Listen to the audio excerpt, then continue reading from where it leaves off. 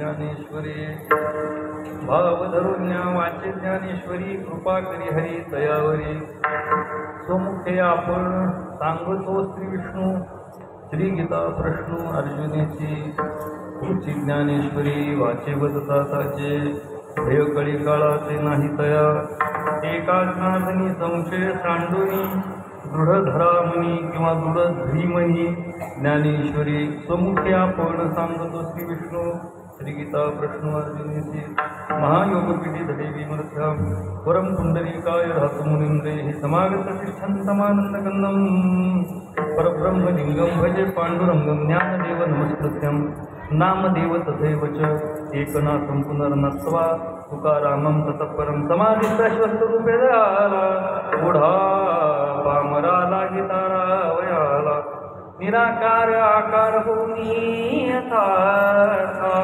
नमस्कार माझा श्री सद्गुरु एकनाथ कर गोडी तो कसे काळी कर गोडी तो कसे काळी कर गोडी तो कसे काळी कर गोडी तो कसे काळी कर गोडी तो कसे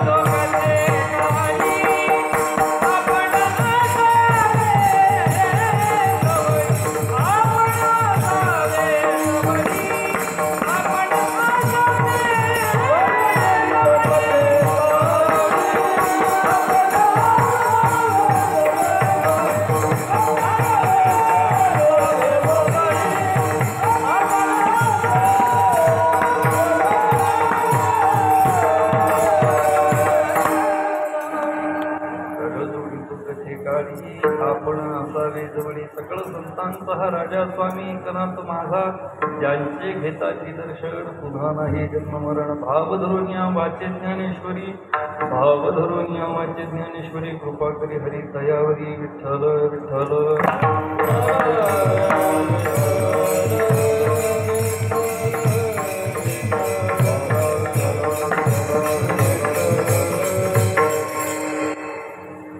सेवक करता निवडलेला अभंग शांती ब्रह्मसंत एकनाथ महाराजांचा असून नाथ महाराज भगवान श्री ज्ञानेश्वरी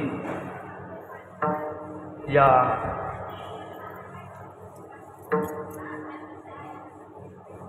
महान अशा प्रकारच्या भगवंताचं वर्णन या अभंगाच्या द्वारा त्या ठिकाणी करत आहेत आणि सगळ्यांच्या पाठातला अशा प्रकारचा हा अभंग नेहमी भजनामध्ये असेल कीर्तनाच्या प्रमाणामध्ये असेल वारंवार या ठिकाणी हा अभंग बोलल्या जातो म्हणल्या जातो यावर चिंतनही वेळोवेळी या ठिकाणी होत असतं. श्री क्षेत्र पैठणमध्ये या प्रतिष्ठान नगरीमध्ये सुरू असलेला हा हरिभक्तीपरायण वैकुंठवासी श्रीयुत बन्सी महाराज तांबे यांच्या कृपा आशीर्वादाने सुरू असलेला हा ज्ञानेश्वरी जयंतीनिमित्त अखंड हरिनाम सप्ताह आणि या इतर सप्ताहामध्ये आणि या सप्ताहामध्ये थोडा फरक आहे. इतर सप्ताह हे फक्त अखंड हरिनाम सप्ताह असतात आणि हा सप्ताह अखंड हरिनाम सप्ताह विथ माधुकरी सप्ताह आहे. इथं सगळ्या गोष्टी या ठिकाणी भगवंताकडं जसं आपण या ठिकाणी मागणी मागतो त्या पद्धतीने सगळ्या गोष्टी होतात. आणि याचं नियोजन करणारे आमच्या शांतीब्रह्मसंत एकनाथ महाराजांचे निस्सिम वारकरी, निस्सिम भक्त, नाथ भक्त असे असणारे हरिभक्तीपरायण श्रीयुत आमचे माऊली महाराज, हरिभाऊ महाराज चौधरी आणि त्यांच्या समवेत असणारी त्यांची सर्व आयोजन समिती टीम. मला इथं ठाऊक आहे फक्त छत्रपती संभाजीनगर जिल्ह्यातीलच इथं वारकरी किंवा भक्त बसलेत अशातला भाग नाही. इथं अहिल्यानगरातील या ठिकाणी अहिल्यानगरातील सुद्धा त्या ठिकाणी बरेचसे वारकरी सांप्रदायिक मंडळी ही आमची वारंवार नित्याची आहे ती सगळीजणं इथं बसलेले आहेत. आणि विशेष करून या कीर्तनासाठी आवर्जून उपस्थित राहिलेले आमच्या सगळ्यांचे लाडके काका शांतीब्रह्मसंत एकनाथ महाराजांचे 13वे वंशज हरिभक्तीपरायण गुरुवर्य श्रीयुत प्रवीण महाराज गोसावी, ज्यांचं या सप्ताहाला विशेष सहकार्य आहे, ते आवर्जून उपस्थित राहिले. शक्यतो वरच्या फोटोवाले कोणी नसतात, असले तरी एक तर सुरुवातीला काल्याच्या कीर्तनाला मध्ये आधी ते फिरतात नाही, आणखी ते वर असतात ते मोठेच असतात. पण मोठ्यांचं मोठेपण हेच असतं की लहानांना आपल्या कडेवर घेऊन चालायचं.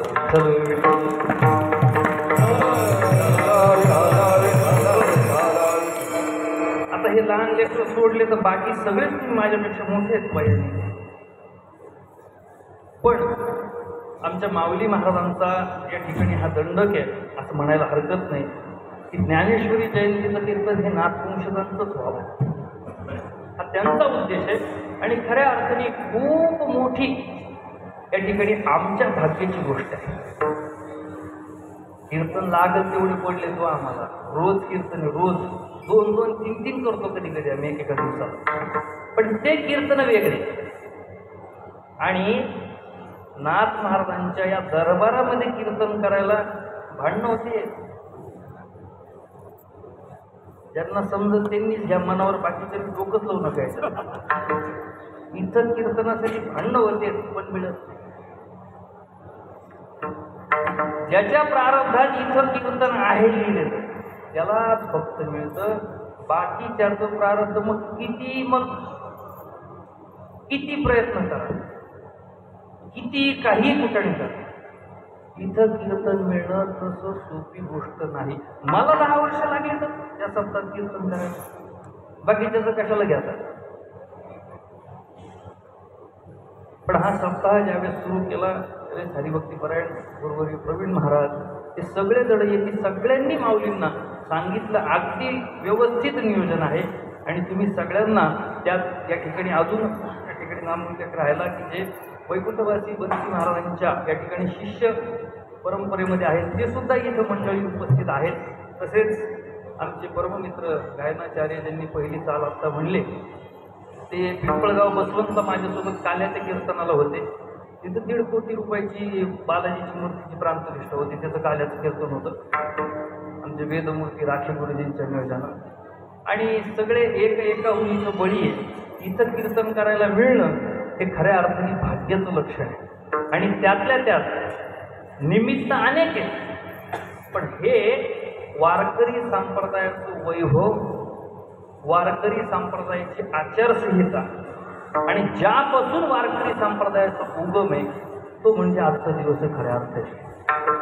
कारण आज जी आहे खरं तसं पाहिलं, वैदिक दृष्टीने जर पाहिलं तर या ठिकाणी वेदाच्या दृष्टिकोनातून पाहिलं तर खरं पाहिलं तर हा पंधरवाडा कशाचा आहे, पितृपक्ष पंधरवाडा आहे. हा महालय श्राद्ध करण्याचा ह्या 15 दिवसामध्ये जेवढे आपल्याकडे गेलेले आहेत ते सगळे जण आपल्याकडे जेवायला परत येतात. मग एरवी येत नाहीत का, त्याचा अर्थ असा होत नाही. पण भगवंत ज्यावेळेस सगळ्या गोष्टी वाटत होता त्यावेळेस वाटताना पितरांना अधिकार काय असा ज्यावेळेस प्रश्न उपस्थित झाला, भगवंतांनी दिलेला पितरांना अधिकार म्हणून हे 15 दिवस राखून ठेवले. का आपल्याकडे या 15 दिवसात सोनं घेत नाही, वास्तुशांती करत नाही, लग्न होत नाही, विवाह होत नाही, मौंजबंधन संस्कार होत नाही. कारण त्याचं हे 15 दिवस फक्त ना फक्त धर्मशास्त्राच्या दृष्टिकोनातून, हिंदू धर्मशास्त्राच्या दृष्टिकोनातून जाणतो, हे फक्त पितरांसाठी स्पेशली ठेवलेत राखून, वैयक्तिक. आणि या दरम्यान शांती ब्रह्मसंत एकनाथ महाराज यांच्या दरबारामध्ये ज्या स्थानावर हा ग्रंथ, ज्या ग्रंथाचं त्या ठिकाणी आपण पूजन करणारे आणि ही जयंती साजरी करतोय नवे नवे, त्या निमित्तानेच या ठिकाणी हा सप्ताह आहे असं असणारे आणि त्यात कीर्तन आणि त्यात त्या ठिकाणी तुम्ही सगळेजण उपस्थित आहेत. विचार करा तुम्ही किती भाग्यवान. हा सगळ्यांनाच अवसर प्राप्त होतो अशातला भाग नाही. पण सध्याच्या घडीला वारकरी संप्रदायाची गत अशी झाली आहे महाराज, कुणी यावं, आम्हाला शिकून जावं, हे असं नाही, हे तसं, हे तसं नाही, हे असं, मग त्याच्यात आमच्यातच लागावी, आमच्यातच लागावी आणि आम्हीच वाद करत बसावे, बाकीच्यांनी इतर संप्रदायांनी त्याची मजा घ्यावी, ही सगळ्यात मोठी शोकांतिका आहे. पण मी असं सांगू शकतो की महाराष्ट्रामध्ये फार बोटावर मोजणे इतके सप्ताह शिल्लक राहिलेत की जे नियमन अटीमध्ये या ठिकाणी चालू आहे. टर्म्स अँड कंडिशन जिथं अप्लाय आहे तो विषय, नाही तर संपत आलंय सगळ्या गोष्टी. दुसरी गोष्ट, लग्नात कीर्तन बाकी राहिलं फक्त, ते तर आहे बऱ्याच ठिकाणी, ते पण सुरू झालंय म्हणे, असं ऐकलं. त्यामुळं आपण कुठं बसलोय, आपण कशासाठी या ठिकाणी आलोय पैठणला, आपण या ठिकाणी आल्यानंतर नेमकं काय केलं पाहिजे, या सगळ्या गोष्टीचा उहापोह करत असताना याच्यात प्रत्येक जणांनी आत्मचिंतन करण्याची गरज आहे. आणि ती कमी झाली म्हणूनच बाकीच्यांना आपल्यावर बोट दाखवायला आपणच जागा दिली असं म्हणायला हरकत नाही.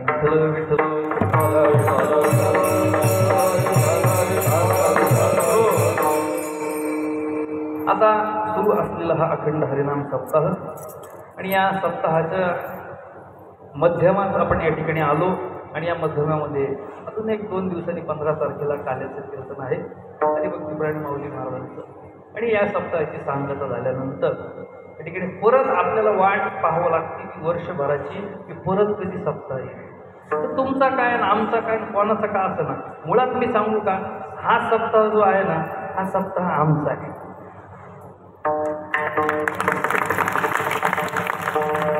आमचा या शब्दामध्ये भरपूर काही अर्थ दडलेला आहे बरं का, लक्षात ठेवा. आमचा या अर्थाने मी या ठिकाणी सांगितलं की फक्त नाथवंशजे कीर्तनकार आहे, अजून बाकीच्या काही गोष्टी आहे म्हणून तसं नाही विषय.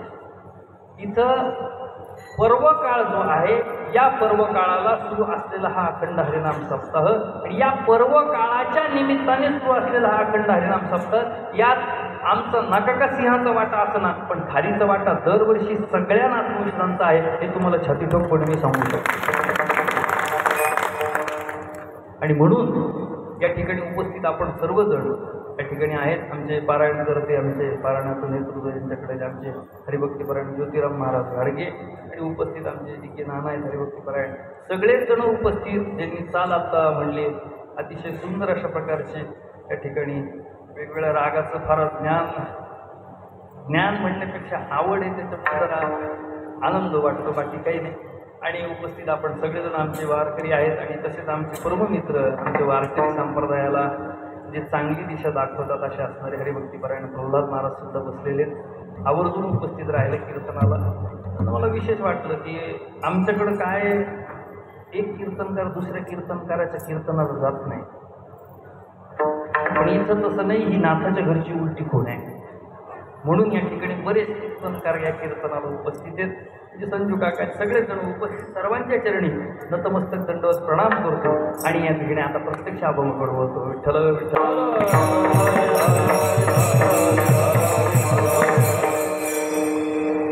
शांतीब्रह्मसंत एकनाथ महाराजांचा अभंग सेवेकरता आपण घेतला. शांतीब्रह्मसंत एकनाथ महाराजांचे अनेक प्रकरण आहेत. पैकी स्पेशली वैयक्तिकरित्या नाथ महाराजांनी बऱ्याच प्रकरणाला हात लावलाय. पण नुसता हात नाही लावला, काही काही प्रकरणात सखोल चिंतन केले. त्याच्यासाठी नाथांचा गाथा उघडावा लागेल. त्याच्यासाठी नाथांचा गाथा उघडावा लागेल म्हणजे आपल्या लक्षात येईल. नाथ महाराजांनी 4005 अभंग लिहिले. किती अभंग? 4005 अभंग. मग या दृष्टिकोनातून फक्त अभंगच लिहिले नाही, इतर सुद्धा साहित्य नाथ महाराजांनी इतकं मोठं कोणत्याच इतर कोणाचंच नाही. याचा अर्थ काय झाला? नाथ महाराज प्राकृतातले, त्या काळातले, प्राकृत म्हणजे मराठीत, पण जाहले आणि झाले एवढाच फरक, बाकी जास्त नाही. त्याचा अपभ्रंश होऊन आपण झाले म्हणतो, पण शब्द मूळ आहे तो जाहलेच आहे. एवढाच बदल झाला. आणि मग त्यामध्ये हस्तामलक, चिरंजीवपद, आनंद हरी, शुकाष्टक, अमृतानुभव, अजून तुमचं भावार्थ रामायण, अजून रुक्मिणी स्वयंवर, किती लागल तेवढे ग्रंथ आहेत. एका जमात सांगतो सुद्धा येत नाही एवढी ग्रंथसंपदा नाथ महाराजांनी निर्माण केली. आता जसं म्हटलं सप्ताह आमचा आहे, तसं ज्ञानेश्वरी भगवान आमचेच आहे. याच्यावर कोणी वारकरी संप्रदायाचा आक्षेप घेत असेल तर काही हरकत नाही, आम्ही त्याचं खंडन करायला तयार आहे. फक्त एवढंच आहे, आमच्या बापदादांनी आमच्या पूर्वजांनी ज्या गोष्टी केल्यात ते आम्हाला मान्य आहे, तुम्ही मान्य करा. विठ्ठल विठ्ठल.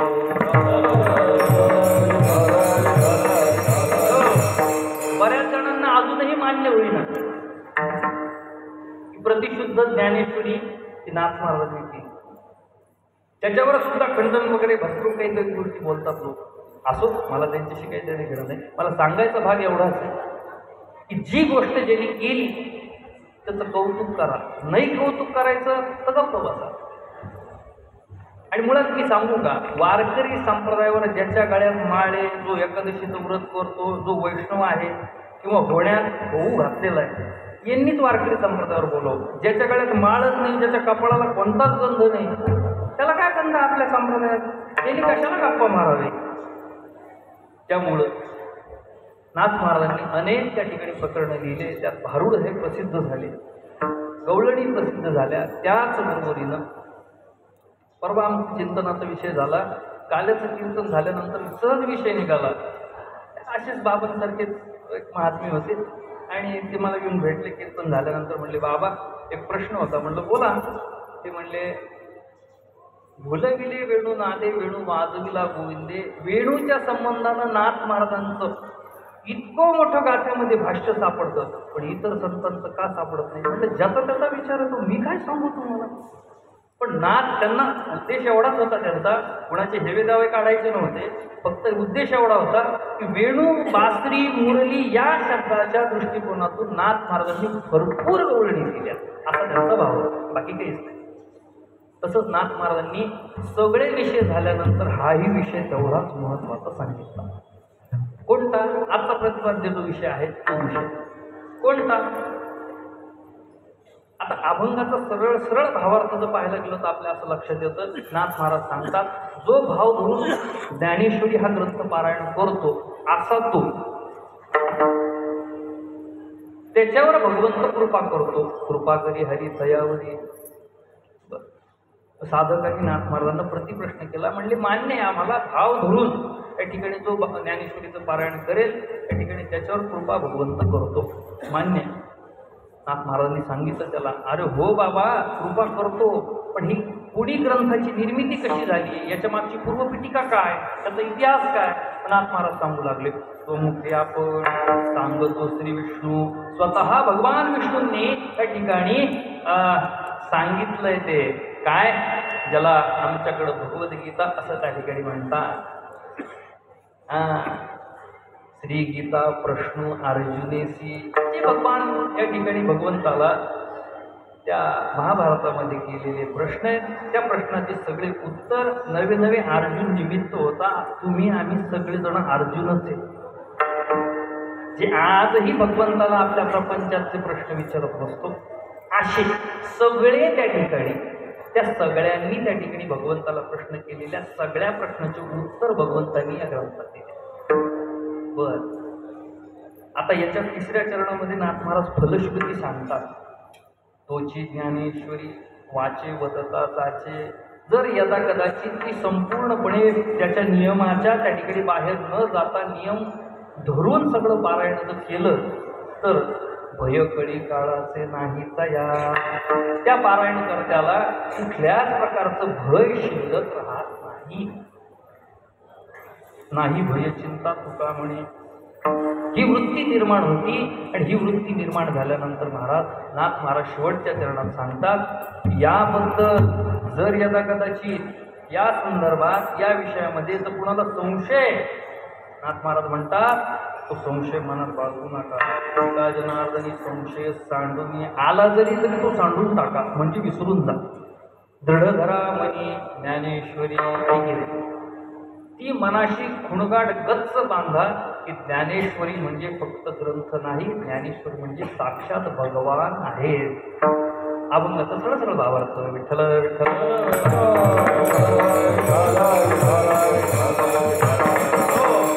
आता भाव येण्यासाठी आधी नामधारक पाहिजे. इथून सुरुवात आहे ना. पहिली पायरी वारकरी संप्रदायाची पहिली पायरी म्हणजे नामधारक. नामधारक असल्यानंतर, नामधारक कोणाला म्हणायचं? जो भगवंताचं नामचिंतन करतो. भक्तपद लांब आहे, अजून भक्ताला थांबा, अजून थोडं वेळ आहे. भक्त ही डिग्री आपण नाही देऊ शकत. भक्त ही डिग्री, भक्त हे पद हे भगवंत आपल्याला देत असतो. जसं भक्त प्रल्हादाच्या कृपेसाठी बळीची जगतार देठी, अशी शेजारची मधलं एक प्रमाण आहे आमच्या रोजच्या.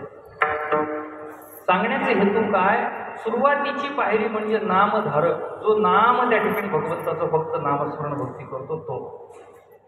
त्याच्यानंतर 1 तप 2 तप, ज्यावेळेस तो नामधारक खऱ्या अर्थाने न चुकता नियमाचं काटेकोरपणे पालन करून त्या ठिकाणी तो नामधारक ज्यावेळेस उपासक पदाला प्राप्त होतो, दुसरी पायरी चढतो, त्याला उपासक म्हणलं जातं. 1 तप पूर्ण झाल्यानंतर 12 वर्ष कमीत कमी नामसाधना झाल्यानंतर तो उपासक म्हणवला जातो.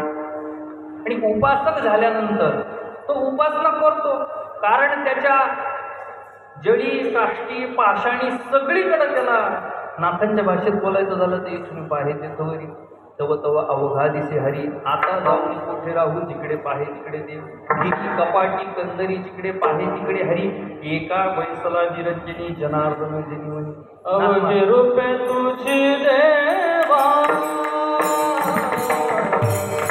अवघे रूपे तुझी देवा, अवघे रूपे तुझी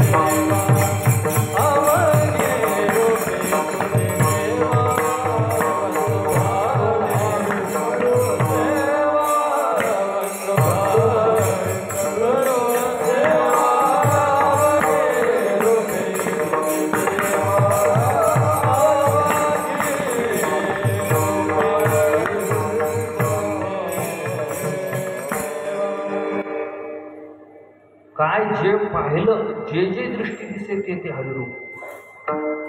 याला समप्राकृतिक प्रमाण किंवा येथून पाहे तेथवरी म्हणा, किंवा जे जे दृष्टी दिसे म्हणा. जिथं नजर जाईल आणि ती नजर पडली, ती पडली म्हणजे तो देवच, तो हरीच आहे माझा, तो हरीच आहे माझा. ही भावना, ही वृत्ती त्या उपासकाची निर्माण होती. आणि मग उपासक सुद्धा एक एक एक एक एक एक एक एक अजून पुढच्या पायऱ्या चढत चढत मग तो भक्तपदाला प्राप्त होतो. नामधारकाच्या एखाद्या वेळेस मनामध्ये तो भाव निर्माण होणार नाही, पण उपासकाच्या मनामध्ये 100% तो भाव निर्माण होणार, कारण तो त्याचा दंडक झालाय. रोज ब्रश केला पाहिजे, तोंड घातलं पाहिजे, तोंड धुतलं पाहिजे, तोंडावर पाणी मारलं पाहिजे, पावडर लावली पाहिजे, मेकअप केला पाहिजे, जेवण केलं पाहिजे, दीर्घाला लघुला गेलं पाहिजे. ते बंद झालं की डॉक्टरकडे जावं लागतं. हे सगळे नित्य कर्म आहेत ना आपले. हे नित्य कर्मामध्ये त्या ठिकाणी उपासकाच्या नित्य कर्मामध्ये येणाऱ्या गोष्टी म्हणजे भगवंताचं नामचिंतन आहे. मग उपासक एकदा पदाला प्राप्त झाला की त्याचा नित्य नियम जो असतो तो म्हणजे प्रत्येक गोष्टीमध्ये तो भाव पूर्ण पाहतो. कसा पाहतो? त्याला मग हेच भावे गावे गीत, भावे गावे भावे गावे गीत,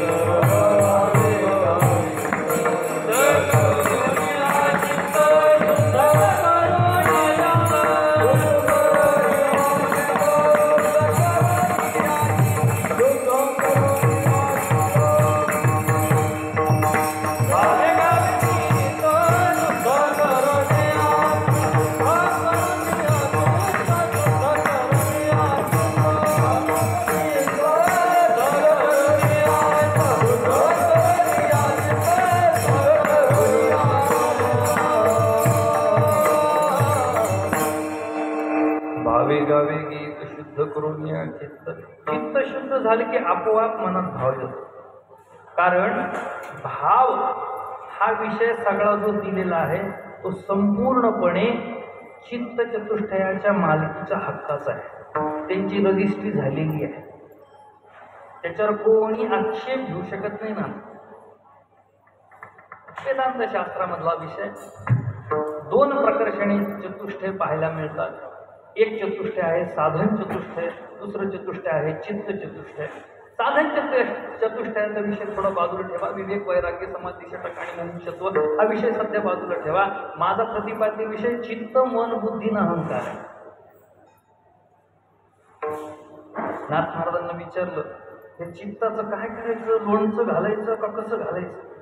नाथ महाराजांनी सांगितलं चरणी जगन्नाथ चित्त ठेले अवघी चित्त आनंदाचे आता. ते म्हणले जगन्नाथाच्या चरणी ते लीन करायचं म्हणजे इकडं तिकडं भरकटत नाही. दुसरी गोष्ट बुद्धी, बुद्धीच्या संबंधाने बुद्धीचे वैभव अन्य नाही तुझे एका केशराचे सकळ सिद्धी.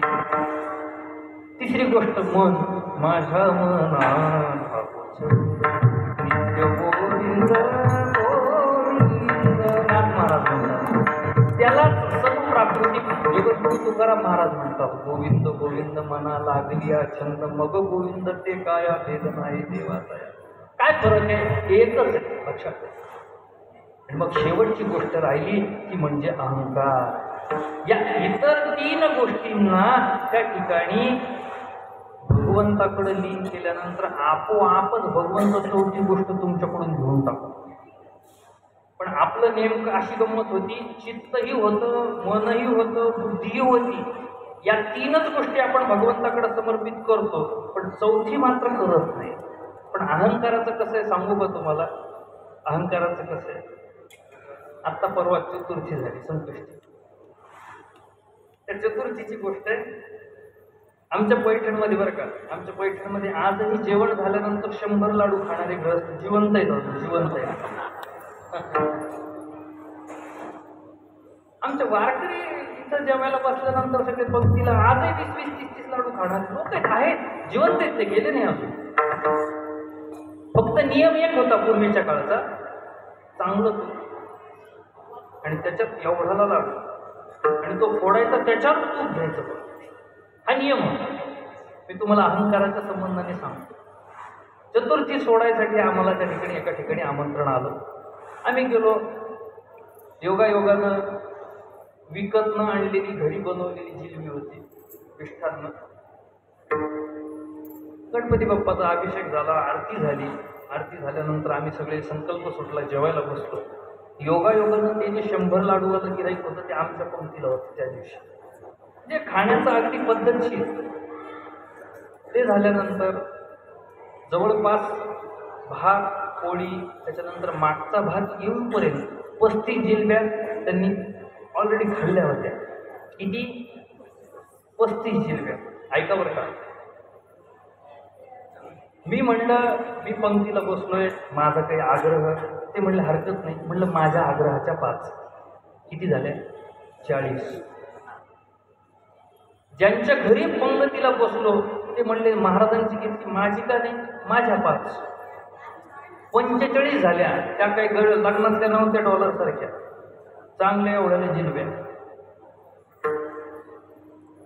आणि जी करत होती गृहिणी, आमची माता, आमच्या काकू, ती म्हणली सगळ्याच्या घेतल्या, मी केली, माझ्याच आग्रह नाही घेतला, तुमच्या 5. किती झाले? झाली ना 50. झाले ना 50. सगळं झालं. आता जेवढं होत आलं पूर्णपणे. आता पाणी प्यायचं, ढेकर द्यायचं, विड्याचं पान खायचं, दक्षिणा घ्यायची, निघून जायचं. पण नाही, ज्या घरात आम्ही ज्या काका काकूंकडे जेवायला बसलो त्यांचं चिरंजीव आले, जे त्यांचं, ते म्हणले सगळ्याच्या घेतल्या, मी काय केलं? मी 5 नाही 1च देणार म्हणले देवा. किती? 1च. त्या आग्रहाची 1 जिलबी त्या लेकरांनी वाढली. पात्रात पडेपर्यंत लाईट होते आणि जशी जिलबी पात्रात वाढली लाईट गेली. त्यावेळेस ते इन्व्हर्टर जनरेटर याची सोय नव्हती. लाईट गेले, कंदील आणूस्तर, मेणबत्ती लावूस्तर सगळ्या गोष्टी झाल्या. तेवढ्यात योगायोगानं यांनी थांबावं ना, यांनी ती जिलबी उचलली आणि आता तोंडात टाकणार. तेवढ्यात त्या जिलबीवर अंधारात माशी येऊन बसली. अंधारात माशी बसली. जिलबीवर बसून, जस काय जिलबी म्हणजे तिची गाडीच आहे, ती माशी नीट पोटात गेली. लाईट आले, लाईट आले ना, लाईट आले. लाईट आल्यानंतर सगळ्या काही गोष्टी झाल्या, हात धुतले, सगळं झालं. आणि मग बसल्यानंतर योगायोगानं थोडं खूप व्हायला लागलं. आणि झाल्यानंतर ती जी 51 जिलबी होती, ती 1 जिलबी नाही, ती 1 माशी तिच्यावर बसून जी पोटात गेली, तिने घाण केली.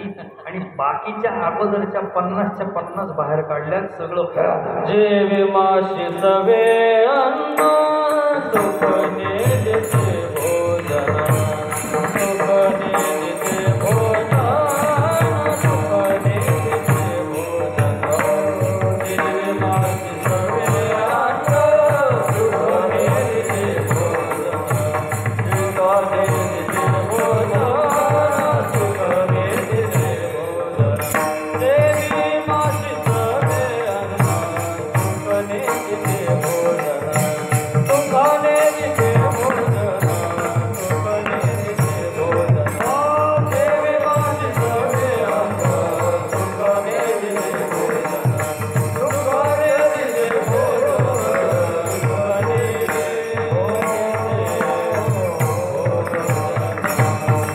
देखवलं नाही त्या माशीला. त्या 50च्या 50 ज्याच्यावर बसून गेली 91, ती सुद्धा सगळ्याच्या सगळ्या बाहेर पडल्या.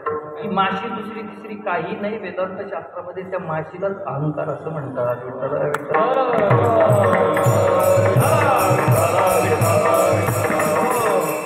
म्हणजे अहंकार त्या माशी इतका जरी आला तरी तो सगळा सत्यानाश करतो, सुखाचा सत्यानाश करतो. लक्षात ठेवा. मग चित्तही भगवंताला समर्पण आहे, मनही भगवंताला समर्पण आहे, बुद्धीही समर्पण भगवंताला केली. पण हा अहंकार रूपी जो आहे ना, तो त्या ठिकाणी गडबड करतो. म्हणून त्याला या 3 गोष्टी दिल्यानंतर ती लगेचच देऊन टाकायची. चौथी गोष्ट म्हणजे अहंकार. अहंकाराचा वारा न लागो राजसा, माझ्या विष्णुदासा भाविकासी. मुळात विष्णुदास हे पद प्राप्त झालं, त्या अहंकार नावाची गोष्ट शिल्लक नाही राहिली पाहिजे. वेदांत शास्त्राचा विष्णुदास हे पद प्राप्त झाल्यानंतर अहंकार तिथे शिवत सुद्धा नाही. कारण की भगवंत अहंकार तो आपल्याकडे घेऊन टाकतो आणि काय करतो? कृपा करतो, बाकी काही करत नाही. अशी वृत्ती ज्या साधकाची होईल त्यालाच भाव धरोया वाचे ज्ञानेश्वरी, कृपा करी हरी दयावरी. पण देव आहे का? आम्हाला सांगितलंय नाथ महाराजांनी की कृपा करी हरी दयावरी, पण हरी आहे का? बरेच जण त्याच्यावर रोज लिहित आहेत की हरी नाही. नवे नवे परवा गेलो आम्ही संभाजीनगरला तापडिया नाट्य मंदिरात, आणि एकाचं तिथं व्याख्यान 3.5 तास ठोकलं व्याख्यान महाराज, आणि विषय काय दिला? देव नाही. आणि आम्हाला बोलवलं. म्हणलं हा विषय बघा ना तुम्ही, आम्हाला कशाला बोलवता? ते म्हणले नाही नाही, ते काही आयोजक मंडळी मित्र होते, तुम्ही बसा नुसतं बरं वाटतं. अरे काय बसा, विषय बघा ना तू. नाही नाही बसा. ठीक आहे, पहिल्या रांगेत बसतो. झालं. आता ते नवीन नियमाप्रमाणे महाराज गंमत अशी झाली, नवीन नियमाप्रमाणे तिथं काय ते शब्द फेक, काय ते अभ्यास, काय ते दाखले देण्याची पद्धत. 3.5 तास. 3 तासानंतर नाना मला वाटायला लागलं देऊ नये. झालं 3.5 तास. लोकांनी 10 मिनिटं टाळ्या वाजवल्या, आणि 10 मिनिटं टाळ्या वाजवल्यानंतर मी सहज वर गेलो. त्यांना म्हणलं काय शब्द फेक, काय अभ्यास, काय आपला तोडच नाही म्हणलं तुम्हाला, पण हे सगळं कसं काय शक्य झालं? ते म्हणले महाराज काही नाही, सगळी देवाची कृपा.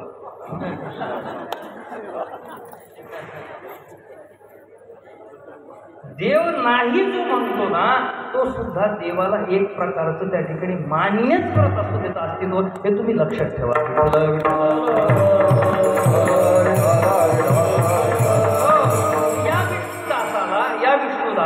या विष्णुदासाला ज्या वेळेस भाव प्रकट होतो, तो भाव त्या ठिकाणी प्राकट्य झाल्यानंतर अनेक ग्रंथ आहेत.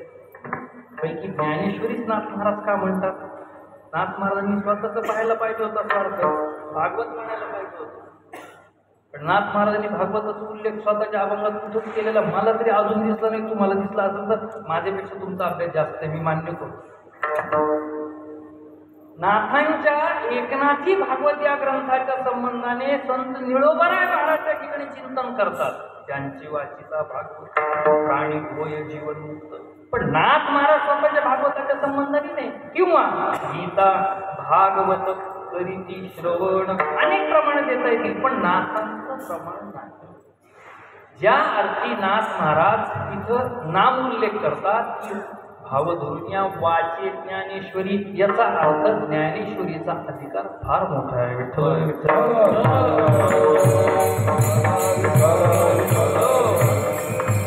आणि हा अधिकार मोठा असल्या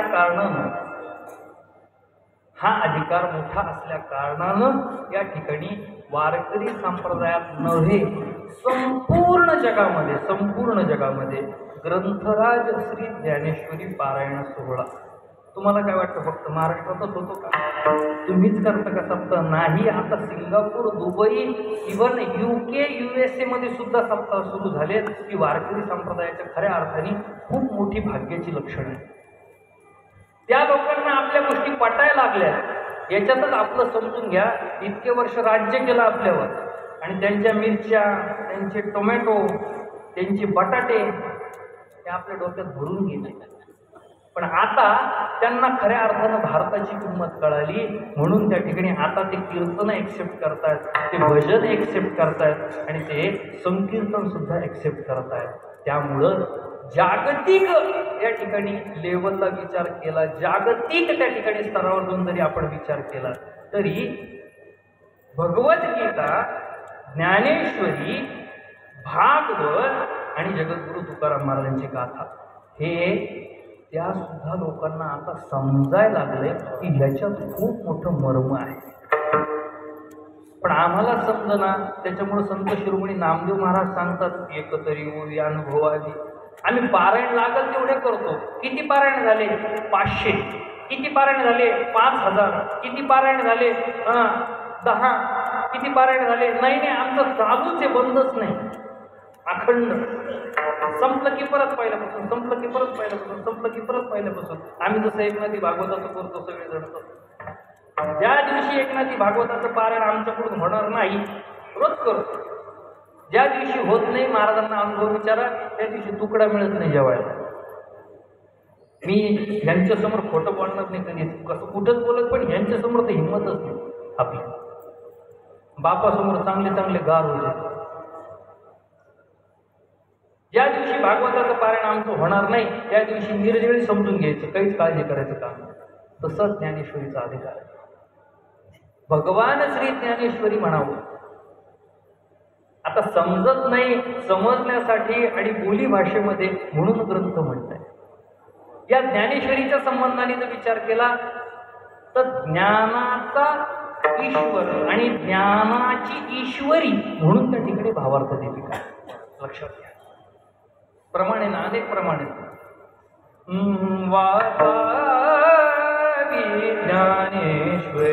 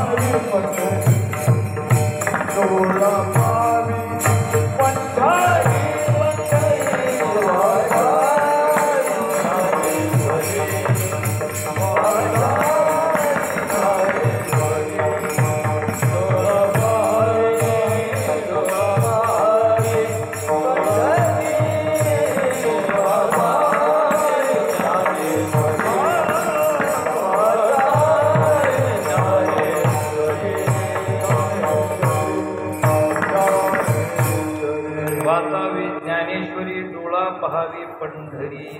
पण माऊली ज्ञानेश्वर महाराजांनी या ग्रंथाला ज्ञानेश्वरी म्हणलंच नाही. ते स्वतः भावार्थ दीपिका नामक या ठिकाणी तिचा नाम उल्लेख केला किंवा नाथ महाराजांनी सुद्धा भावार्थ दीपिका नामक उल्लेख केला पहिल्यांदा. मग या भावार्थ दीपिकेहून त्या ठिकाणी ज्ञानेश्वरी या शब्दापर्यंत येण्याचा नेमका प्रवास कोणी केला तर तो केला संत जनाबाई महाराजांनी. तो संत जनाबाई महाराजांनी केला. संत जनाबाई महाराजांना या ठिकाणी वारकरी संप्रदायांनी कुठल्या प्रकारने डावललेलं नाही. आजही जनी संगे देवा ओढिलेचे जाते ओढिलेचे नाते पांडुरंग आजही प्रमाणे जनाबाईंचे सगळे की जे वारकरी संप्रदायामध्ये ज्याला ISI ट्रेडमार्क म्हणतो ते चालतात. आणि या जनाबाई महाराजांनी त्या भावार्थ दीपिका नामक ग्रंथाचा नाम उल्लेख भावार्थ दीपिका न करता थेट ज्ञानेश्वरी अशा प्रकारचा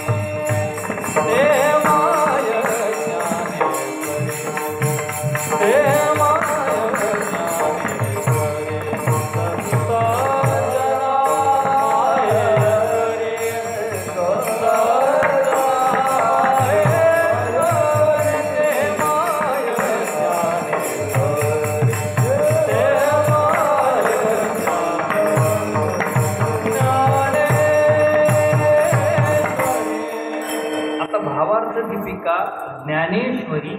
आणि अजून एक सांगतो तिसरं नाव जे अजून कोणालाच माहीत नसेल कदाचित, ज्यांना माहिती आहे त्यांना धन्यवाद. अजून एक नाव आहे ते ज्ञानदेवी. एवढंच नाव आहे. तुम्ही म्हणता याला प्रमाण आहे माझ्याकडे म्हणून सांगू शकतो, नाही तर काय टाप माहिती.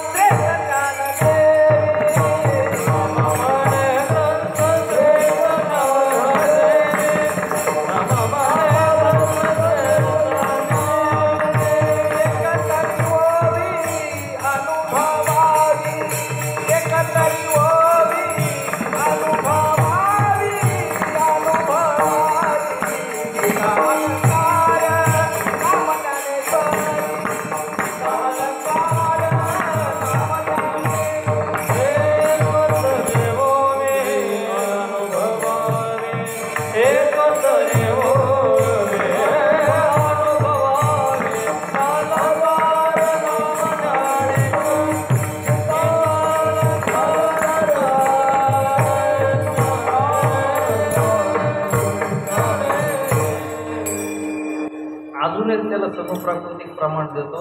करिता श्रवण नित्य ज्ञान देवी श्रीधरे माधवे टीकाकार. ज्यांची ब्रिदावळी पाठ आहे त्यांना हे प्रमाण पाठ आहे, ज्यांची ब्रिदावळीकडे पाठ आहे त्यांना प्रमाण कसं पाठ आहे. मराठी भाषा एकच शब्द आहे, फक्त उच्चाराचा बदल झाला की अर्थ बदलतो. ब्रिदावळीतलं वर्णन नाथ महाराजांच्या बाबतीत किती समर्पक आहे बघायला. करिता श्रवण नित्य ज्ञान देवी, हे नाथ महाराजांच्या बाबतीत तेच संत शिरोमणी नामदेव महाराज त्या ठिकाणी सांगतात की एकतरी ओवी अनुभवी. या अगोदरचा जो शब्द आहे तो म्हणजे ज्ञानदेवी. म्हणजे किती झाले नाव विचार करा, किती झाले.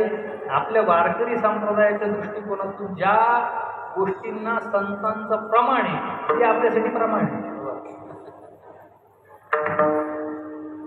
नाही तर कधी कधी लागल तेवढे प्रमाणे, पण ते प्रमाणात पाहिजे.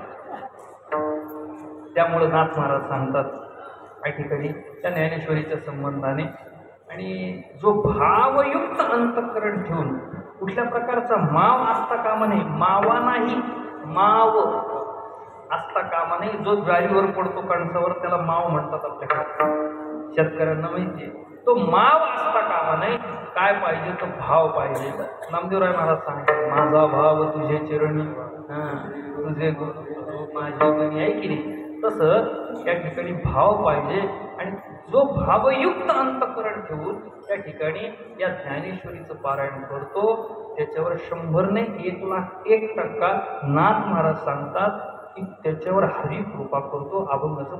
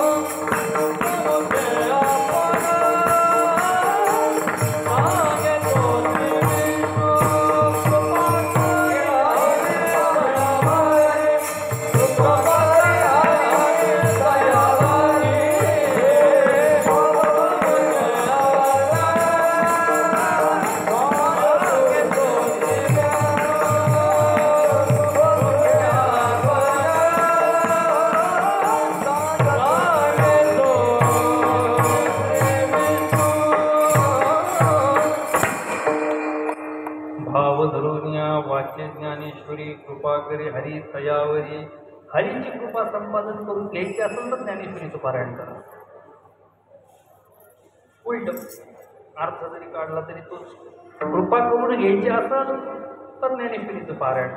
मग नुसतं पारायण करून उपयोग आहे का? नाही. त्याला काय पाहिजे तर भावाची जोड पाहिजे. त्याच्यामुळं भावयुक्त अंतःकरण केलं, ज्ञानेश्वरीचं पारायण केलं, त्या ठिकाणी भगवंताची कृपा झालीच म्हणून तुम्ही समजा. पुढच्या चरणात महाराज सांगतात, स्वरूपी आपण सांगतो श्री विष्णू. आहे की नाही? सांगेत तो विष्णू. आता भगवंतांनी बऱ्याच काही वेगवेगळ्या लीला केल्या आहेत, वेगवेगळे अवतार घेऊन, वेगवेगळे अवतार धारण करून. पण पैकी अशा अनेक गोष्टींपैकी एक अलौकिक अशा प्रकारची एक गोष्ट आहे, ती म्हणजे भगवद्गीता. आहे की? इति गुह्यतमं शास्त्र वयमुक्तं मया नघ एतद्बुद्ध्वा बुद्धिमान् स्यात् प्रत्यक्ष भारत. इति गुह्यतमं शास्त्र जे आहे हे सगळं सोपं करून नवे नवे हे आहे. मग त्यामध्ये प्रकर्षणे विश्वरूप दर्शन योग असेल, भक्ती योग असेल, अजून ज्ञान विज्ञान योग असेल, सगळ्या काही गोष्टी भगवंतांनी त्यावर भाष्य केलं आणि ते सगळं काही गुह्य ज्ञान हे त्या भगवद्गीतेमध्ये ठेवलं. इथं साहेबांनी बोलायचं आणि नौकरांनी ते न ऐकायचं ही प्रथा. आणि तिथं भगवंत बोलतात. अहो, संत म्हणजे भगवंतच लक्षात ठेवा. भगवद्गीता भगवंतांनी सांगितली, यात काही जास्त मोठी गोष्ट नाहीये माझ्या दृष्टिकोनातून. पण ज्या वेळेस माऊली ज्ञानेश्वर महाराजांनी रेड्यामुखून वेद बोलून घेतली, ती माझ्या दृष्टिकोनातून खूप मोठी गोष्ट आहे.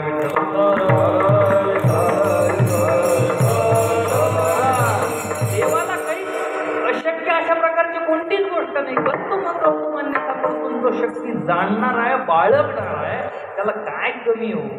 म्हणलं ती गोष्ट हजर आहे, म्हणलं ती गोष्ट.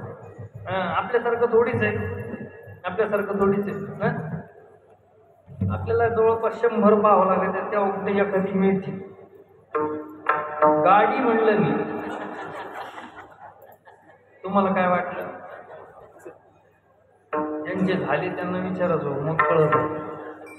ते आले नाही तर म्हणून बोलू शकतो, नाही माझी तर काय टाक आहे त्यांच्याबद्दल बोलायचे. आलं लक्षात? ज्यांना समजलं त्यांनीच घ्या, बाकीच्या मनावर नाही. कारण की कीर्तनामध्ये काही काही बल्ब किंवा मर्क्युरी लाईट पेटतच नाही, त्याचा तो फॉल्ट असतो, फॉल्ट असतो, कंपनी फॉल्ट म्हणतात. नाहीच पेटत, काय त्याला काय करा? जनरेटरवर टाका, इन्व्हर्टरवर टाका, चांगली 420 करंट जरी दिलं तरी नाही पेटत. असो, मला सांगायचं काय लक्षात घ्या की भगवंतानी एखादी गोष्ट करणं आणि तोच भाव ठेवून संतांनी एखादी गोष्ट करणं, यामध्ये खूप त्या ठिकाणी फरक लक्षात घ्या. आपल्या दृष्टिकोनातून संत ही भगवंत आहे, भगवंत ही संत आहे. कसं? जसं रागामध्ये संगीताच्या, आता महाराज गाडकर म्हणून सांगतो,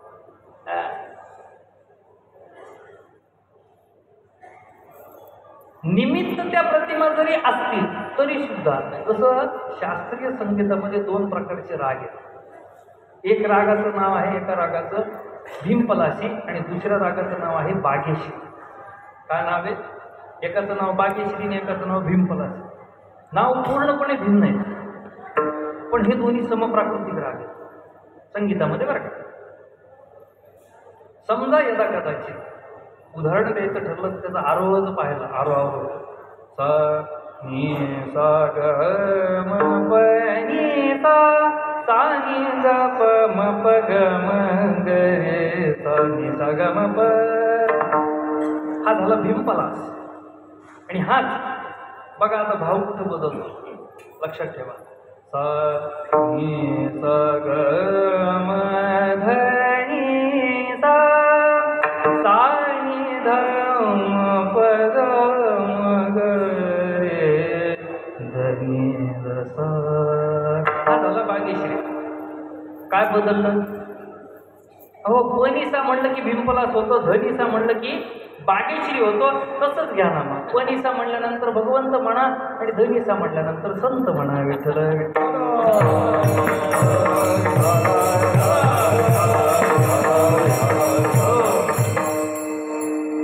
तसाच भावे. पण इथं स्वमुखे आपण सांगतो श्रीकृष्ण श्री गीता कृष्ण अर्जुनेशी. अर्जुनावर खूप कृपा केली भगवंत, खूप कृपा केली.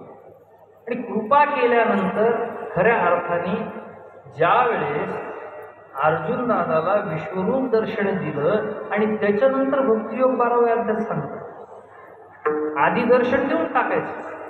नाथ महाराजांनी इथं डोकं टेकवायच्या आधीच एखाद्याला एसटी मध्येच प्रसाद देऊन टाकावा. त्याला जे पाहिजे मनोवांछित कामना त्याची पूर्ण करावी आणि मग त्यांनी दर्शनाला यावं.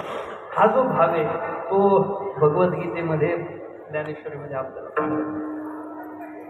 मला तू कसं प्राप्त करून घेऊ शकतो, माझी उपासना तू कशी करू शकतो, किंवा माझी उपासना कोणी कोणी कशी कशी केली, त्याला काय काय त्याला फलश्रुती मिळाली, या सगळ्या गोष्टीचा ओहापोह 12व्या अध्यायात. मुळात ज्ञानेश्वरीच्या संबंधाने बोलायचं झालं तर कमीत कमी रोज 4 तास बैठक पाहिजे आणि 7 दिवस तरी कमीत कमी पाहिजे. तर एक गोष्टी पटवून किंवा एक गोष्टी त्या ठिकाणी चिंतन करता येते.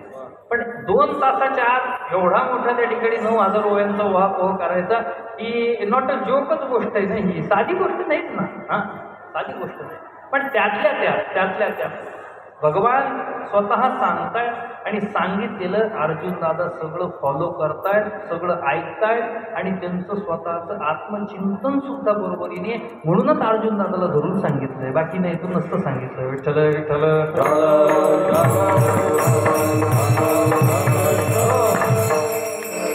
जो भगवंत कृष्ण मंदिर जगद्गुरु असलेला परमात्मा आहे, जो भगवंत कितीतरी मोठ्या मोठ्या राक्षसांचा संहार केलाय, उद्धार केलाय, असा भगवंत त्यांनी अर्जुनाचे घोडे घेऊन बसावा. साधी गोष्ट. आणि अर्जुन दादांनी सुद्धा हक्काने सांगावं, नवे सांगायच्या आधीच घोडे घ्या. याचा अर्थ असा आहे की निश्चितच अर्जुन दादा होते म्हणूनच भगवद्गीता सांगितली.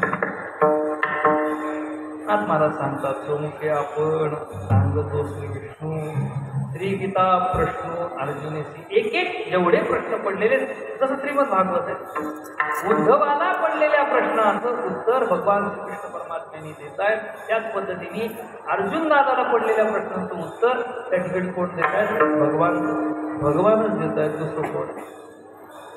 आणि जर या ज्ञानेश्वरीच्या पारायणाने तुमची भय जात असतील, तुमची चिंता जात असेल तर पारायण का करायला नको? आजकाल काय त्यातून आम्हाला काय फायदा, मगच ती गोष्ट तुम्ही करणार. तुमचं काय ना आमचं काय सगळं तिथे. आपण म्हणावं एखादा चांगलं शेतकरी असावं ना आणि आपण सांगू एक काम करा, ते आमच्याकडं एक सुंदर यंत्र आलंय पैठणला, ते यंत्र जर तुम्ही शेतीमध्ये वापरलं तर निश्चित तुम्हाला जर 10 पोती ज्वारी होत होती तर तुम्हाला 15 पोती ज्वारी होईल. त्या यंत्राच्या माध्यमातून तुम्ही जर जमिनीची मशागत केली किंवा उदाहरणार्थ शेणखत टाकलं, आपण जर सांगितलं गेलो तर पहिलं ते विचारतो 10 ते 15 होतील ना पोते, तर करायला ते यंत्राला घालायला पैसे नाही होणार. मग काही गॅरंटी नाही का? मग नको बरं आम्हाला 10 आणि 10चे 8 झाले तरी चालतात. आजकाल प्रत्येकाला आधी दिल्याशिवाय घ्यायचा काही विषयच येत. दिल्यावर तुम्ही फळप्राप्ती इच्छा कल्पनेची व्यर्थ बापा. मग काय द्या? तर भगवंत नवीन नाथ महाराज सांगतायत ना की भगवंतानी सांगितलेलं आहे ना, ते तुम्ही ऐका ना, ते तुम्ही पारायण करा ना, तुमचे सगळे भय हरतील. सगळे भय. तिथं प्रारब्धाचा विषय. यदा कदाचित हरीची कृपा तुमच्यावर झाली तर तुमच्या प्रारब्धाचा सुद्धा नाश होऊ शकतो. ही अधिकार वाणीही नाथमार हरिपाठात एका जनार्दने भोग प्रारब्धा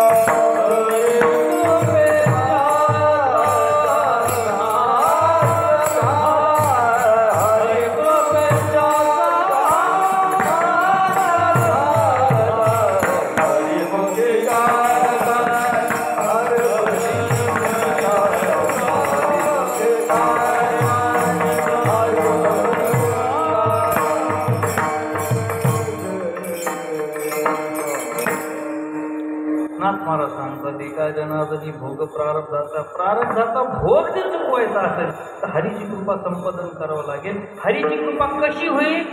भावधोरणीय वाच्य ज्ञानेश्वरी. कोणती? तो सोमुखे आपण सांगतो श्री गीता प्रश्न अर्जुन. मग जर यदा कदाचित या ज्ञानेश्वरी ग्रंथाचं पारायण केलं तर तुमच्यात भय शिल्लक राहिल्यानंतर तुम्ही अमर झाले ना. वर्ण माझे मरण गेले मदला केले अमर. अमर झाले ना तुम्ही. मग भयच निघून गेलं. भगवंतानी फक्त भीती नावाची गोष्ट अशी ठेवली. एखादा छाती ठोकपणे जर एखाद्या ठिकाणी पुढे गेला नवे ते काय सिंदूर मिसाईल का? सिंदूर मिसाईल. त्याच्यासमोर एखाद्याने अशी छाती पुढं करून उभा राहिला त्यावेळेस त्याला भीती नव्हती. आणि यदा कदाचित भगवंतांनी त्याच्या मनात क्रिस्तू परत निर्माण केला. जर यदा कदाचित छातीत घुसलं आणि आपण गेलो तर लगेच पासून झालं. नको म्हणले ते तिकडं जाऊ दे नको. सांगण्याचे हेतू काय? माणसाला भीती फार. याच पैठणची गोष्ट आहे. आम्ही कीर्तन करून रात्री 2 वाजता आलो. 2 वाजता आल्यानंतर आमच्या जमिनीतले एक टाक पळत चालले. काय झालं? काही नाही म्हणे महाराज आज गोदावरी मातेमध्ये उडी मारते म्हणे आणि इहलोकीची यात्रा संपून टाकते म्हणे. काय झालं? लय वैतागले म्हणे. रोज रोज रोज ऐकत नाही. काय करावं म्हणजे फार त्रास द्यायला लागले. मारामारी रोज भांडणं संसार कसा करावं? मी माझा जीव होते म्हणून शिकले. हे तर वाक्य कुठून आले ते. मी म्हटलं जाऊ द्या ना काकू, कशाला तुम्ही त्रास घ्यायला लागले? जाऊ द्या, होईल, उद्या सुधरतील, परवा सुधरतील. नाही म्हणे आज तर मी गंगा नदीत आपलं गोदावरी नदीमध्ये उडी मारणार नदीची यात्रा संपवणार. म्हणलं नको ऐका.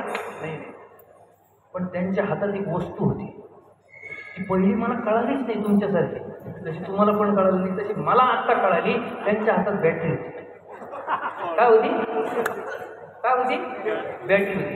मी म्हणलं 1 मिनिट तुम्ही आता कशाला चालले? मी आता उडीतून मारायला चालले म्हणे. मारायला चालले ती बॅटरी. ती म्हणे महाराज बरं असतं विंचू काट्याचं. दृष्टांत संपला.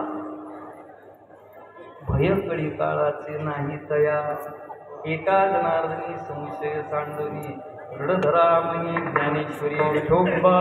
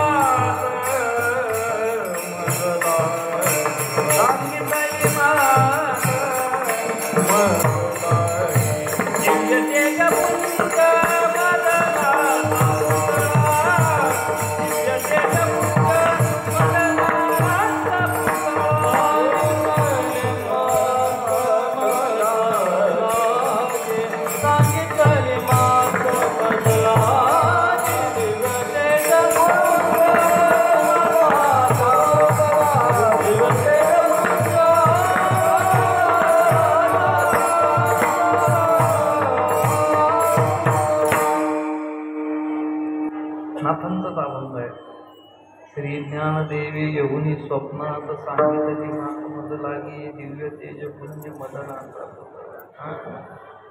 अभंग मोठा आहे. पण या सगळ्या गोष्टीचं किंवा आता विठोबा रखमाईनंतरचं प्रमाण देणं म्हणजे आता आपल्याला चरितार्थ भाग पाहायचा आहे.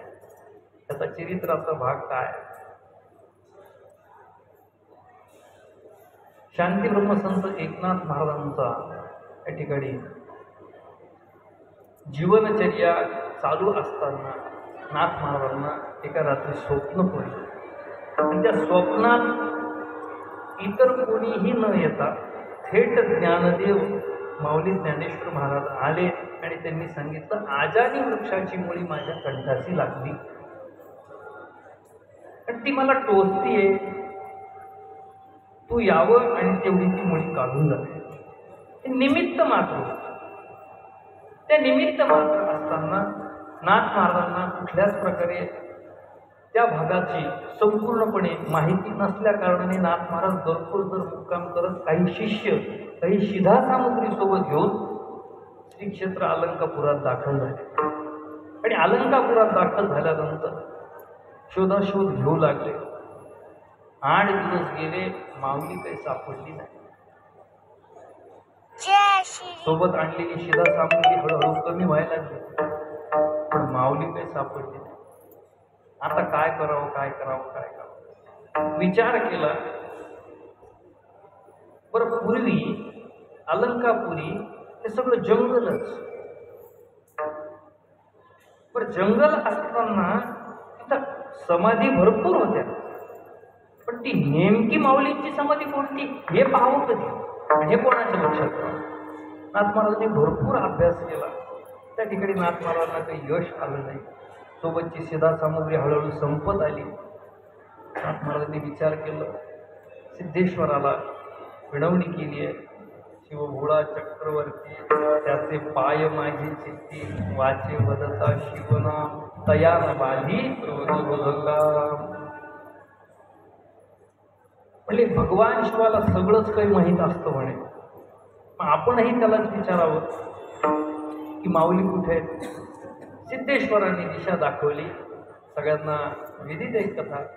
आणि नंदी महाराजांनी 4 पाऊल पुढं झाले आणि एक गुहेची शिळा उघडली आणि गुहेची शिळा उघडून 8 पायऱ्या दगडी आणि या दगडी 8 पायऱ्या नाथ महाराज उतरून एकटे, सगळे शिष्य वर आणि नाथ महाराज एकटे त्या गुहेमध्ये त्या ठिकाणी दाखल झाले. शिळा बंद झाली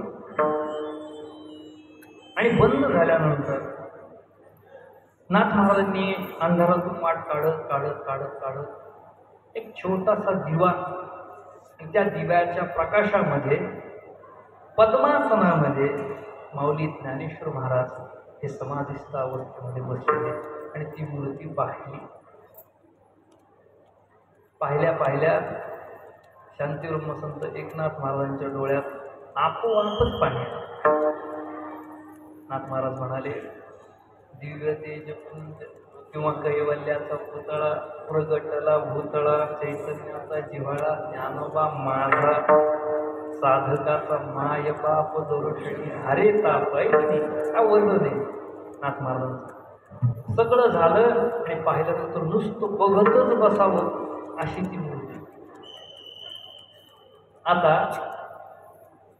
2 घंटे उलटले, पण नाथ महाराज अजून खालून वर येईना. शिष्य परेशान झाले, आता काय करावं, गेले का काय, हे गेले का काय समाधी अवस्थेत असा विचार पडला. पण जवळपास 72 तास माऊली ज्ञानेश्वर महाराज आणि शांतीब्रह्म एकनाथ महाराज यांचं संभाषण चाललं. 72 तास काय बोलले असतील, काय बोलले असतील, काहीच नाही. धर्म कसा जागवता येतो आणि धर्म जागा कसा ठेवता येतो हे कार्य इतके दिवस मी केलं, तिथून पुढे तुला करायचंय. आणि वेड्या वाकड्या वळणावर दिशाहीन न होऊ देता साधकाला योग्य मार्गाचं दिशा दाखवण्याचं कार्य नाथा तुला करायचंय, ही माऊलीने सांगितलेली आज्ञा. 72 तासात या व्यतिरिक्त कुठल्याच प्रकारे विचारत नाही बसले. मग पोरग कसे, मग कन्याचं झालं का, काय आलंय का स्थळ, हे पांचटपणा नाही. जेवढं विचारायचं, जेवढं बोलायचं तेवढंच बोलतात. संत एकही शब्द जास्तीचा खर्च करत आणि कमीचा अजिबात घेत लक्षात. काहीच विचार, फक्त याच गोष्टीवर चर्चा. आणि भावार्थ दीपिका नामक ग्रंथ नाथ महाराजांच्या ताब्यात दिला. याला प्रतिशुद्ध तुक. नाथ महाराज हळू विचारू लागले, मान्य आहे माऊली, पण ती आजान वृक्षाची मुळी कुठे आहे? नाथ महाराजांनी विचारलं. माऊली म्हणाले, आजान वृक्षाची मुळी हे निमित्त मात्र होतं. खरं कार्य आजान वृक्षाची मुळी माझ्या कंठाशी टोचण्याच्या ऐवजी धर्माच्या दृष्टिकोनातून कुणी काही गडबड करू नये म्हणून भावार्थ दीपिका नामक ग्रंथ तुझ्याकडून प्रतिशुद्ध करण्यासाठी मी तुला हेतू पुरस्कार बोलवतो. आणि बोलवल्यानंतर नाथ महाराजांनी तो ग्रंथ आपल्या हातात घेतला. घेतल्यानंतर नाथ महाराजांनी माऊलींची आज्ञा झाल्यानंतर ती शिळा उघडली. आणि मग नाथ महाराज वर आले. नाथ महाराज जसं वर आले, सगळ्यांनी जय जयकार केला. ज्ञानेश्वर महाराज जय जयकार केला. सगळ्यांना आनंद झाला. 3 दिवसापासून गेलेले नाथ महाराज वर का आले म्हणजे आहे. आता नाथ महाराजांनी सांगितलं समाधीचा शोध लागलाय. आणि समाधीचा शोध लागल्यानंतर समाधी, आता त्यावेळेसचं वर्णन संत शिरोमणी नामदेव महाराज सुद्धा समाधी सोहळ्याचं वर्णन करतात, नाथ महाराज पण करतात, असं काही विषय नाही. पण समाधीनंतर वर काढली. माऊलींना सगळ्यांचं माऊलींचं दर्शन व्हावं सगळ्यांना, यासाठी नाथ महाराजांनी तो आतला जो गाभार आहे तो सगळा बांधला व्यवस्थित. समाधीचं सगळ्यांना दर्शन पुढं केलं. पूजा नित्यनेमाचा विधी सगळा सुरू केला. आणि सुरू केल्यानंतर योगायोगानं या दरम्यान 1.5 महिना गेला. नाथ महाराजांच्या समवेत असलेला शिधा सामुग्री प्रकार संपला. आता काय करावं? पैसे नाही शिल्लक, करावं काय? नाथ महाराज म्हणले, बघतो काहीतरी सोय करतो तुमची, तुम्हाला उपाशी नाही ठेवणार. भगवंताच्या कृपेने जगात कोणीच उपाशी राहत नाही, कारण की चाली हे शरीर कोणाची सत्य. नाथ महाराज गेले, सगळ्या अलंकापुरात फिरले, कुठंच दुकान दिसली नाही. येताना एक दुकान नव्हती, त्या ठिकाणी एक नवीन दुकान तयार झाली, निर्माण झाली. आणि दुकानदार अत्यंत काळा रंगाचा, काळा कुठ. आणि विचारू लागले, म्हणले दुकानदार, ते आम्ही असं आलो आहे प्रतिष्ठान नगरातून आणि माऊलींच्या समाधीचा शोध झाला, मंदिराचं बांधकाम चालू आहे आणि त्या संदर्भात तुम्ही काही शिधा सामुग्री आम्हाला द्यावी, जेणेकरून पैठणला गेल्यावर तुम्हाला परत पैसे कोणाच्या तरी हाताने पाठवा. दुकानदार म्हणला, मी द्यायलाच बसलोय, पैशाची कोणी चिंता केली, तुम्ही थोडीच बुडवणारे, चांगल्या घरचे दिसतात. विचार केला. नाथ महाराजांना जी शिधा सामुग्री लागते ती सगळी दिली. नाथ महाराजांच्या समोर असलेल्या शिष्याने ती सगळी शिधा सामुग्री घेतली, बांधली आणि पुढे गेले. पुढे गेल्यानंतर योगायोगाने नाथ महाराज म्हणले, का रे तू फारच काळा कुठे रे म्हणे.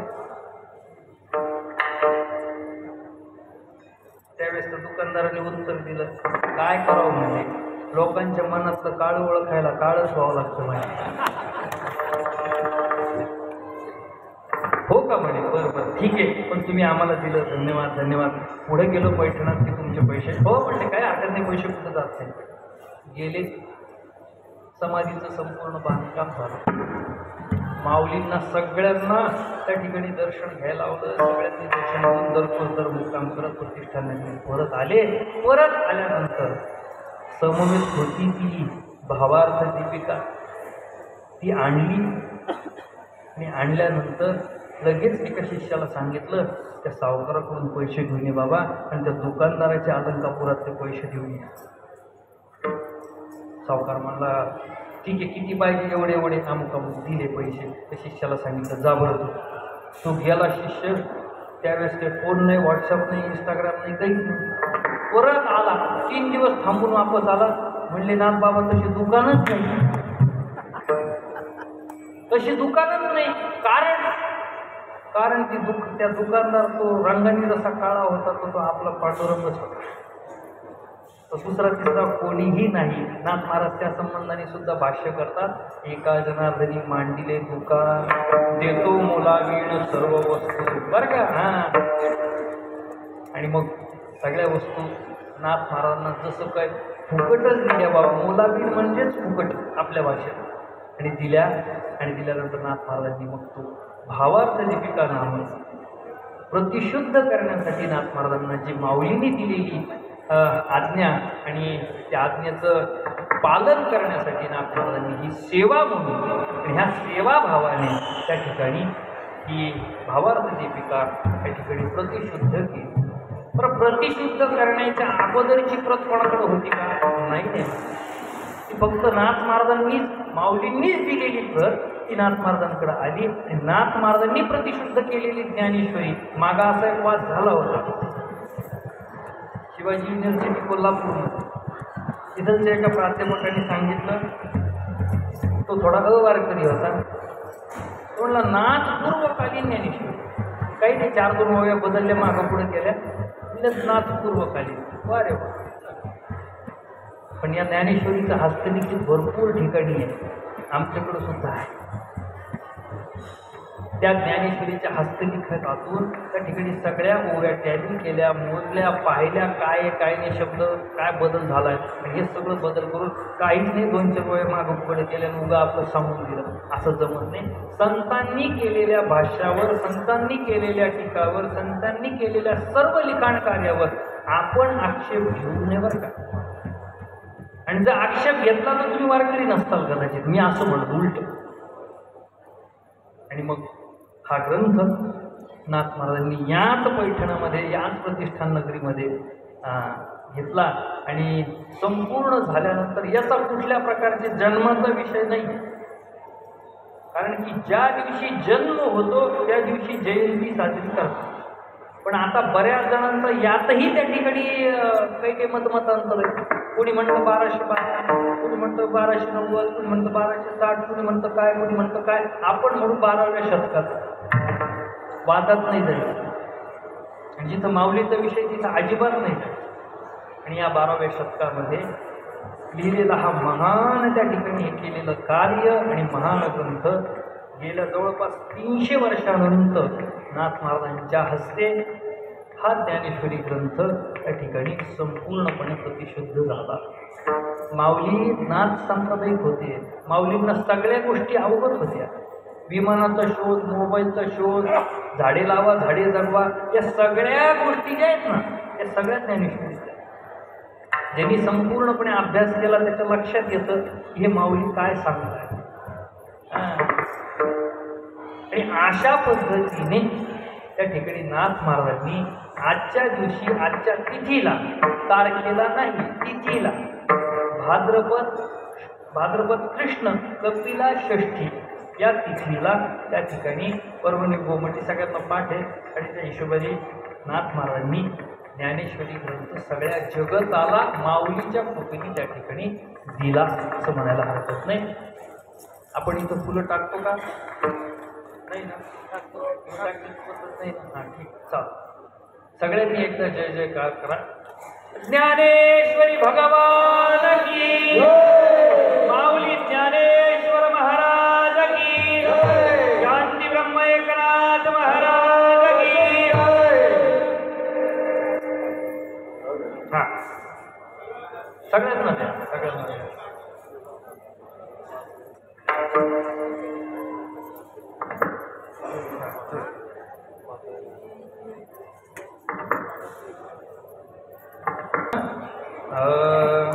ज्ञानोबा माऊली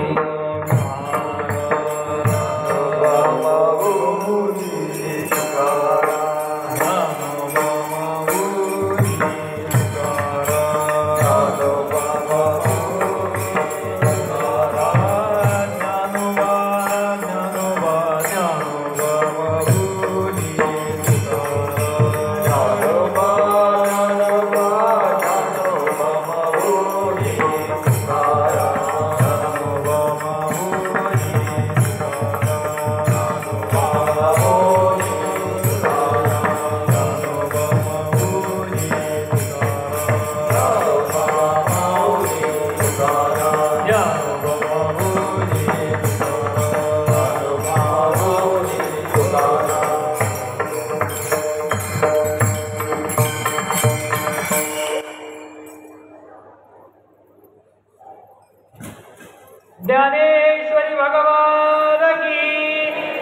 माऊली ज्ञानेश्वर महाराज की शांती ब्रह्म एकनाथ महाराज की जागेवर जागेवर जागेवर सगळ्यांनी जागेवर